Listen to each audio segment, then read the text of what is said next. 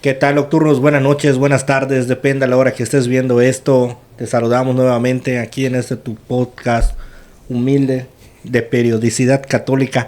Hoy tenemos el gusto de saludar a nuestro gran amigo Gabriel Baltasar, que es un abogado, colega mío. Tuve el gusto de estudiar con él. Él es especialista en materia electoral por el Tribunal Electoral del Poder Judicial de la Federación.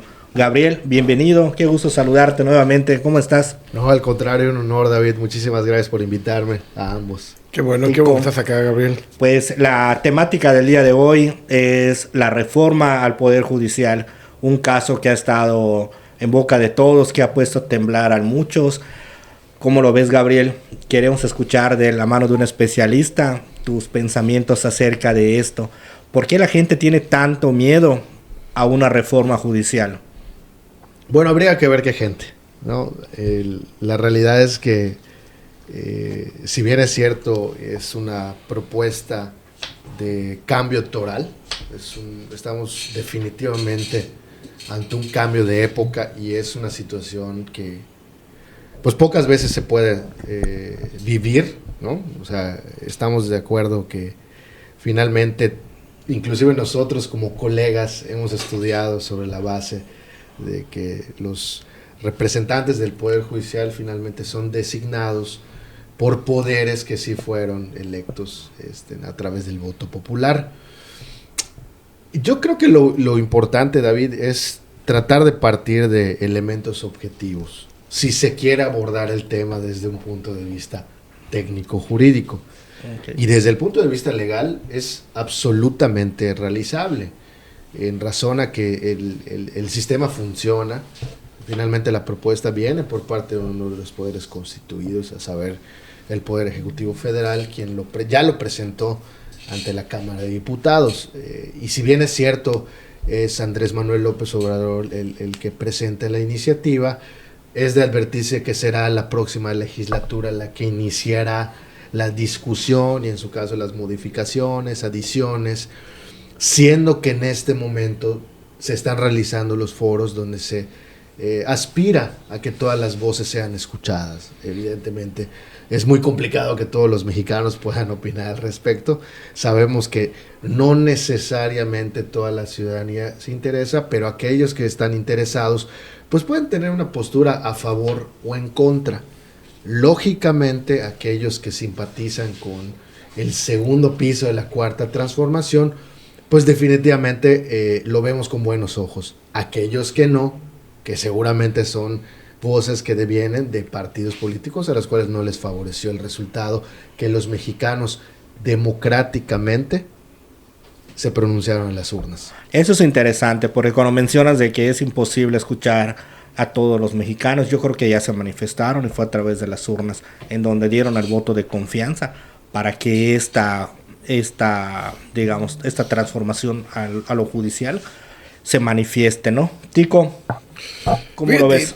Fíjate que es un buen punto lo que comentas en la parte del punto jurídico, cómo se tiene que ver y cómo se tiene que observar, ¿no? A mí en realidad he estado leyendo un poquito sobre el tema y algunos partidos, sobre todo oficialistas morenistas, están haciendo asambleas para dar información. Y unos informan y otros desinforman, ¿no? Entonces hay esa guerra, porque al fin y al cabo que mucha gente dice que los medios todavía están controlados. En realidad hay medios que todavía están de oposición, que hacen una labor de desinformación muy grande. Y yo creo que lo más importante para nosotros, para el país, es que realmente sepamos qué es, si nos conviene o no, que sea de una manera electa los magistrados, de una forma. A mí en lo personal, lo que yo he visto, lo que he analizado, y lo que me causa un poco de ruido, es que vamos a pensar que se apruebe y que digan, bueno, va a ser a través de la elección del ciudadano, que un magistrado tenga, sea electo y sea representante, ¿no?, jurídico. Yo, la pregunta que me hago, ¿cómo va a ser la campaña? Ya se dice cómo va a ser, algunas partes no hay muy claro cómo está, pero si ha sido muy complicado. En Yucatán no, pero el abstencionismo a la hora de votar, el interés de ir a votar, ¿qué porcentaje de votos pudiera tener el que el ciudadano quiera ir a votar por los magistrados? O sea, eso me he puesto a pensar. Si con trabajo gente que le interesa la política va y va a decir, oye, voy por tal candidato, por tal partido, porque ya me cansé, porque me caen bien, me caen mal, lo que fuera, por interés, desinterés, por lo que fuera, causa mucho, es muy complicado, ¿no? Sacar a la gente. En Yucatán no tanto, pero unas medias. Recuerden que siempre hemos dicho que las elecciones base presidenciales, gobernador que tenemos, y el parteaguas que viene dentro de 3 años, que son solo presidentes municipales, solo diputados federales, solo locales, no hay presidencialismo, no hay senadores, etcétera, etcétera. O sea, el nivel de votación vuelve a la tendencia. Si hoy alcanzó un 70%, baja. Yo, la pregunta que me hago, ¿consideran que si llega, es una pregunta que tú estás metido en esto, ¿no? Y te ha interesado mucho esta parte, si realmente llega a pasar que hayan varios candidatos a magistrados y demás, ¿tú crees que la gente salga a votar realmente, conozca bien al magistrado? Y no estoy dudando de las capacidades, ¿no? Porque creo que el que llegue a ser candidato es porque tiene la capacidad. Que salga a votar, y qué porcentaje de la votación se va a necesitar para ser válido. Porque recuerda que se hizo así como que los votos de ir a la cárcel a los expresidentes, ¿te acuerdas? Y realmente fue un movimiento muy relajado, que no sucedió nada. Eso hay que reconocerlo. Y que fue una representación de tanto por ciento, pero había una representación. O sea, ¿qué porcentaje de la votación, de la capacidad que tengamos en todos los distritos electorales, va a ser válida la elección, ¿no? O sea, ¿qué le va a dar validez? A mí es lo único que me preocupa. ¿Quién va a salir a votar? ¿Por David o por Gabriel? A lo mejor nadie sale a votar. Como con López Portillo, ¿no? Él dijo, con que mi mamá salga a votar por mí, ¿no? A ver, Gabriel, vamos a hacer un pequeño análisis de la situación de los tribunales, de los juzgados, de distrito, federales, de la Suprema Corte actualmente. A los que nos ha tocado litigar, yo en lo personal siento que los jueces, los magistrados, están un poco alejados del pueblo. Es un poco complicado que como litigante o como pueblo, un juez te dé acceso a platicar con él, a escucharte. Llegamos a juzgados en donde la primera barrera es la secretaria o es el que está a cargo de que a veces no te quieren empezar un expediente, a veces por toda la carga de trabajo que tienen, es un poco complicado que te puedan atender personalmente, ¿sí? A veces tú ni siquiera sabes quién es el juez, solo te toca verlo en las sentencias, es un poco complicado acceder a ellos. Con esa reforma judicial, ¿tú crees que va a cambiar esto? No, definitivamente. Hay que recordar que el juez, como figura, tiene una función social. Es decir, es un concepto que pues finalmente resuelve los conflictos entre particulares o entre los particulares y entidades, pueden ser gubernamentales o personas corporativas. Y definitivamente, porque así lo dice la exposición de motivos de la reforma planteada por la Presidencia de la República, se aspira a que sus sentencias no únicamente sean legales, sino legítimas. ¿Cuál es la diferencia? Probablemente nosotros como colegas entendemos muy claramente el mérito sustantivo de cada concepto, pero si en el ánimo de informar de manera adecuada, son aquellas sentencias que finalmente, si bien es cierto, algunas están apegadas a la ley, pueden generar un conflicto social, porque al final el pueblo no lo capta como una situación que resuelve el conflicto. sino que al contrario puede incendiarlo más. A mí no se me olvida cómo recientemente, por darles un ejemplo significativo, se controvirtió la identidad indígena de 2 candidatos a diputados federales, sin mencionar los nombres, únicamente la problemática. Que afortunadamente perdieron. Efectivamente. Sin embargo, pues a través de una sentencia, un magistrado federal tiene el poder, o podría tener, ¿no?, en caso de que no resultara electo, de señalar que independientemente que estos individuos hubieran confesado no ser indígenas, a través de una sentencia, finalmente 3 años después, por mero con solamente redactar que sí lo son, efectivamente los convirtieran. A pesar de a verdad sabida, todos conocían que no son indígenas, su origen libanés, y ellos se autodenominaron indígenas, y ahora resulta que sí lo son, ¿no? Lo cual deviene en un fetichismo judicial, es decir, exclusivamente nos limitamos a temas de legalidad y finalmente se pueden emitir sentencias que no son legítimas. Eso es por una parte. Respondiendo a la pregunta de Oscar, yo creo que es un tema cultural, definitivamente. Seguramente en los inicios de esta nueva época, yo estoy de acuerdo contigo que es muy probable se observen bajos índices de votación. Sin embargo, es un cambio electoral, es una situación inédita, es decir, no hay parangón en la historia de los Estados Unidos mexicanos como en un México independiente.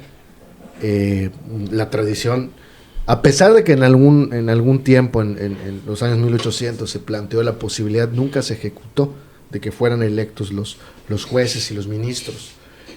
Es la primera vez que se plantea a nivel constitucional. La aritmética parlamentaria hoy nos permite considerar que es muy probable que esta reforma tenga vida, es decir, que sea derecho positivo vigente. Y por supuesto, repito, coincidiendo con tu punto de vista de que es muy probable que haya un índice muy bajo de participación, eso no lo haría menos democrático. Porque al final hay que recordar, y esto es muy importante que se tome en cuenta de manera objetiva, que la reforma fue presentada en febrero, es decir, muchos meses antes de las elecciones. Y finalmente vemos la aplastante victoria de la Cuarta Transformación. Y esto es importante porque el número es frío. O sea, inclusive los opositores a la reforma no pueden desatender esta numeralia. Luego entonces, esos votos le otorgan legitimidad a la posibilidad de esta reforma. Y eso también debe de tomarse en cuenta a la hora de la organización de un proceso para elegir jueces. Sobre todo aquellos que van a ser candidatos por consecuencia de esta reforma. Deberían de tomarlo en cuenta. Parte de la desinformación a la que se refería Tico es de que algunos medios han dicho: en ningún país se están eligiendo los jueces de manera democrática. Sí, pero lo que dicen algunos medios es: el único país que lo está haciendo es Bolivia, y ahí todos sabemos cómo está Bolivia. Los estudios que yo he leído dicen que no hay, por el tiempo de vigencia que tiene esta reforma que se hizo en Bolivia, no hay elementos suficientes como para considerar que esa iniciativa ahí fue un fracaso. O sea, los especialistas en materia jurídica dicen: a ver, sí es cierto, en Bolivia se está haciendo, pero ahorita no ha pasado el tiempo como para que digamos si funcionó o no funcionó. Ahora bien, siempre cuando se trata de reformas, siempre hay un grupo de gente que siempre se opone y que tiene miedo. La realidad es de que esa reforma judicial, Gabriel, tú no me dejarás mentir, va a permitir, no debería de centrarse en el hecho de que se los vamos a elegir por voto popular o no, sino centrarse en los filtros para que lleguen las personas adecuadas. La discusión debería estar a ver cómo vamos a hacer que los que lleguen de candidatos de verdad sean personas capacitadas, ¿no?, que tengan el mejor perfil. ¿Tú cómo lo ves en este sentido? Pues es que, mira, la respuesta, repito, si se quiere abordar de manera objetiva, probablemente los que no son doctos en derecho no estén obligados, porque al final pues la libertad de expresión nos ampara para opinar. Somos libres de opinar. Ahora, si queremos seleccionar los puntos de vista adecuados, pues sí debemos de tomar en cuenta, sobre todo de aquellos que están en contra, combinarlos a que su análisis parta respecto de la exposición de motivos. ¿Por qué es importante esto, David, Oscar? Porque en la misma exposición de motivos se plantea algo muy importante, que no solamente sea tomado en cuenta la experiencia y el profesionalismo, sino además la ética y la proximidad social. Exacto. Es parte de lo que comentabas, porque al final no hay que olvidarnos que la impartición de justicia también pues es un servicio público, y aquellos que han optado por ser servidores públicos, no es el caso de tu servidor, pero aquellos que han optado por brindar un servicio a la sociedad, puede ser en el Poder Judicial, en el Poder Legislativo o en el Poder Ejecutivo, pues finalmente tienen que estar revestidos por razón de que el partido que está en el poder y sus aliados así lo plantean. Es decir, esa es la parte que más le cuesta tal vez entender a un operador jurídico, que es el fenómeno político el que antecede al jurídico, porque es el poder legislativo y el ejecutivo los que finalmente crean la norma, Claro. crean el parámetro para que sean ellos los que finalmente lo ejecuten. Definitivamente, para la creación de leyes debe estar justificada en una necesidad social, ¿sí? Esa es la ratio legis, debería de ser. Así es. A lo mejor alguna costumbre que se vuelve derecho, o volver costumbre el derecho, ¿no? En mi poca experiencia que he tenido, pues yo creo que la gente tiene una percepción muy negativa en cuanto al Poder Judicial. Y no solamente del Poder Judicial, sino también hablamos del Ministerio Público, de la Fiscalía, de que no hay una respuesta inmediata. La expedición de la justicia no es pronta y mucho menos es expedita. En mi experiencia, por ejemplo, con el amparo, en el proceso del amparo, tú nunca estás en relación con el juez.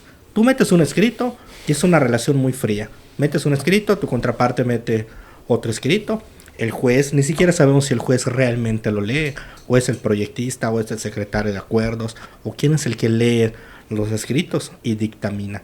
Entonces, esta falta de proximidad jurídica entre el juzgador y las partes es lo que ha mantenido que se deje de creer en los jueces.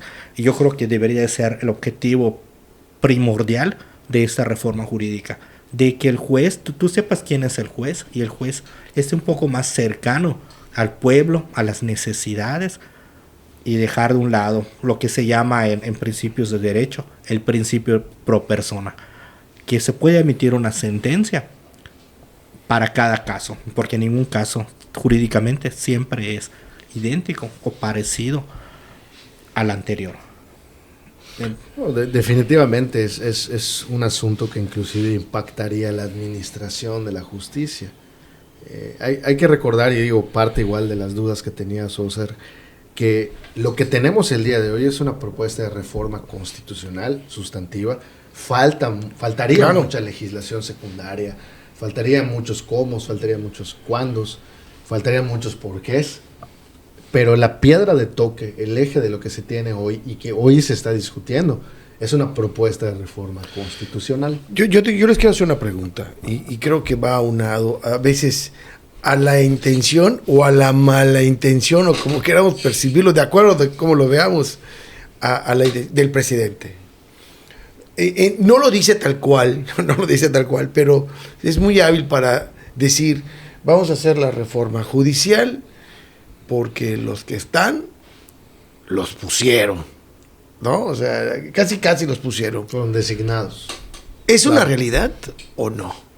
O sea, legalmente, efectivamente, sí es. De hecho, lo comentamos al principio del programa. Son los poderes constituidos los que designan. y están muchas veces por conveniencia. O sea, yo te pongo a ti y a ti porque a mí me convenga.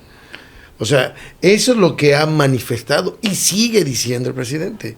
O sea, debemos de parar esta acción para que no sean solo los magistrados atiendan a solo un tipo de público. Son empleados de unos cuantos, cuando dice, y lo manifiesta muy bien David al principio del programa, del podcast, donde dice, bueno, es que yo voy a ver al, ¿cómo se llama? A lo que viene siendo al juez, entro al juzgado, pido el expediente, no me atienden, paso aquí, paso allá, etcétera, etcétera. Y como si fuera un don nadie. Pero si hay una llamada de alguien, oye, ya está el expediente listo para que, hasta fotocopiado, ¿no? En un día tienes todas tus copias certificadas. Todo. Bueno, o sea, esa es la cuestión. Parte, ¿no?, de lo que tú comentas, hay que ver el antecedente histórico del actual Poder Judicial de la Federación. El que hace un cambio medular en esto, recordemos que es Ernesto Zedillo, que despide a todos los magistrados de la Suprema Corte que habían en aquel momento y lo reduce a cierto número. Sí, pero esas personas, ¿cómo llegan a ser jueces de la Suprema Corte? Pues al fin y al cabo son cuotas de poder empresariales, de políticos, cercanos a su propio proyecto. Entonces aquí el doble discurso que manejan algunas personas es de que solamente van a llegar magistrados afines a la Cuarta Transformación. Realmente eso es algo que actualmente pasó en Yucatán. Por ejemplo, Mauricio Vila jubiló a algunos jueces, puso a casi todos los jueces que son afines a él, afines a su proyecto. Entonces manejan un doble discurso de decir, no vamos a aprobar esto porque va a suceder esto. Pero en Yucatán está sucediendo justamente lo que ellos no quieren que suceda. Así es. Así es. Pues bien, digo, la realidad es que uno de los motivos propiamente de esta reforma, repito, porque así está señalado en el documento rector, o por lo menos es el saque, ¿no?, del Poder Ejecutivo Federal, recoge ciertos elementos que, repito, una lectura acuciosa nos permite llegar a conclusiones del por qué estamos en este momento histórico. Repito, es muy importante tomar en cuenta la votación del 2 de junio, porque finalmente son los representantes populares quienes finalmente van a votar en el nombre de todos los mexicanos a favor o en contra de esta reforma. Y repito, la aritmética es fría, nos permite concluir que, si bien es cierto, pueden haber ciertas modificaciones, prácticamente se advierte que estamos ante la muy alta posibilidad de que los mexicanos tengamos que elegir a nuestros jueces. Esto va a poner al juez de frente de la sociedad. Esto, realmente, independientemente de si el elector acude a las urnas en la elección extraordinaria del 2025, como está planteado en la exposición de motivos, pues al menos lo obliga a hacer campaña. Y es en ese momento cuando ese juez, que de principio se advierte serían los que hoy están, los que tendrían que dar la cara al electorado, los que pueden hablar de su experiencia, de su profesionalismo, de su ética. Y como bien dices tú, yo creo que no debe de haber temor ante ello, porque finalmente si tu trabajo es bueno, si tu labor el día de hoy ya está legitimado por la sociedad, pues seguramente vas a ser ratificado. Exactamente. Ahora, si por el contrario sucede lo que comentabas, que eres un juez distante, eres un juez pues lejano a esa función social, en razón a que únicamente pues tomas en cuenta ciertos parámetros de legalidad de manera solemne, atendiendo a cuestiones que tal vez, si bien es cierto, son legales, tal vez no sean legítimas. Ahí sí va a haber un cambio. Ahí sí va a haber un asunto que evidentemente trastoca intereses de todo tipo, intereses personales, intereses corporativos. Es lógico que en todas las sociedades del mundo hay mercado, sociedad, partidos políticos, que son las fuerzas vivas, pero el día de hoy el modelo mexicano que se plantea, que es un modelo novedoso para este siglo XXI, pues desde luego va a dar de hablar en todo el mundo. Claro. Sí, definitivamente. Recordándose cuando se instituyó la Constitución vigente de 1917, era muy novedosa en cuanto a que traía derechos sociales, derecho al trabajo, derechos humanos, lo que hoy se conoce como Educación, derechos humanos, ¿no? ¿no? Sí. A la educación, exactamente. Sí. Fue muy novedosa mundialmente hablando, ya muchos países ya la adaptaron con el paso del tiempo. Actualmente pues es algo tan normal, los derechos humanos, los derechos laborales, los derechos de la igualdad entre el hombre y la mujer. Yo creo que esto va a ser realmente un parteaguas en la historia judicial de todo el mundo. Y pues yo no creo que haya que tener temor. ¿Cómo se exige, cómo se escogen actualmente los magistrados y los jueces, Gabriel? ¿Nos puedes hablar un poco de esa parte? Lo decíamos al principio, son designados por las cámaras, finalmente, que estas cámaras están conformadas de representantes populares que sí fueron electos por el pueblo. Claro. Y ahí es el cambio toral, para no entrar en detalles tan técnicos, finalmente, pues aún manteniendo la división montesquiana del poder, en donde todavía tendremos poder ejecutivo, todavía tendremos poder legislativo, todavía tendremos poder judicial, nada más que ahora sí en los tres poderes todos los representantes van a ser electos por el voto directo. Le tienen que dar la cara a la sociedad, tienen que explicar las razones de su trabajo. Y yo creo que tú tocaste un tema muy importante, porque finalmente el pueblo siente la distancia y la frialdad. Y que si bien es cierto, hoy hablamos del Poder Judicial, desde hace mucho tiempo se habla de los políticos en sí, ¿no? De los bajos niveles de popularidad que observan en la sociedad, pero el día de hoy alcanzó al Poder Judicial ese escrutinio. Y en ese escrutinio, ¿por qué no decirlo? Porque también asiste a la exposición de motivos, se manejan elementos como el nepotismo, que son temas que finalmente el día de hoy, platicarlos inclusive con aquellos opositores, pues son temas tabú. Así es. ¿Por qué? Porque finalmente son una realidad social que lastima, por ejemplo, a aquellos abogados que no han podido acceder a ciertos puestos por no ser familiar de uno u de otro. Definitivamente. Es un ejemplo. Sí, y lo hemos vivido, o sea, en nuestra época como pasantes, de que estabas, a mí me tocó hacer estuve como meritorio en el Poder Judicial Estatal, en los juzgados civiles y familiares. Y la gente te dice, oye, yo llevo acá tanto tiempo y ni siquiera me han dejado ser actuario, y mucho menos voy a llegar a ser secretario, mucho menos voy a llegar a ser juez.